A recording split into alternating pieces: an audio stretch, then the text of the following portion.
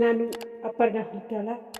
ಅಕ್ಷಯವೇಣಿ ಕವನ ವಾಚನ ಸ್ಪರ್ಧೆಗಾಗಿ ನನ್ನ ಒಂದು ಕವಿತೆಯನ್ನು ವಾಚಿಸುತ್ತಿದ್ದೇನೆ. ಕವಿತೆಯ ಹೆಸರು ಇರುವುದೊಂದೇ ಭೂಮಿ, ಇಲ್ಲಿ ಬೇಕು ಶಾಂತಿ. ನಮಗೆ ನಿಮಗೆಲ್ಲರಿಗೂ ಇರುವುದೊಂದೇ ಭೂಮಿ. ಭೂಮಿ ಭೂಮಿಗೆ ಸಾಟಿ, ಭೂಮಿ ನಮ್ಮ ಪ್ರೀತಿಯ ತಾಯಿ. ಬೆಟ್ಟವಿದೆ, ಗುಡ್ಡವಿದೆ, ಕಾಡು ಇದೆ, ನೀರು ಇದೆ, ಇಲ್ಲಿಹುದು ಸಸ್ಯರಾಶಿ. ಭೂಮಿ ಭೂಮಿಗೆ ಸಾಟಿ.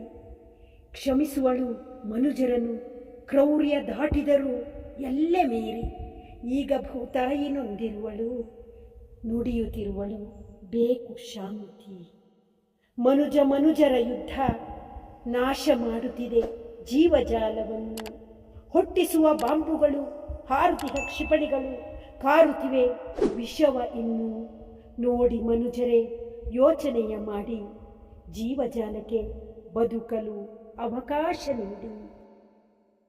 ಮನಮನವು ಅರಳಿದರೆ, ಸ್ವಾರ್ಥ ಅಳಿದರೆ ಸಿಗಬಹುದು ಶಾಂತಿ.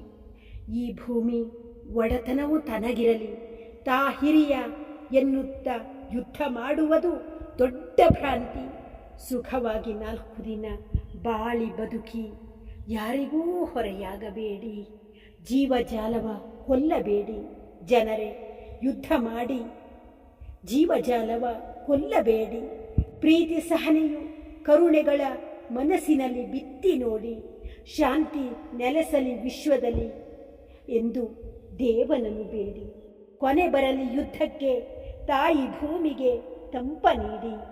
ಗಿಡ ಮರವ ಬೆಳೆಸುತ್ತಾ ಸುಖವಾಗಿ ಬಾಳಿ, ತಾಯಿ ಭೂಮಿಗೆ ತಂಪ ನೀಡಿ.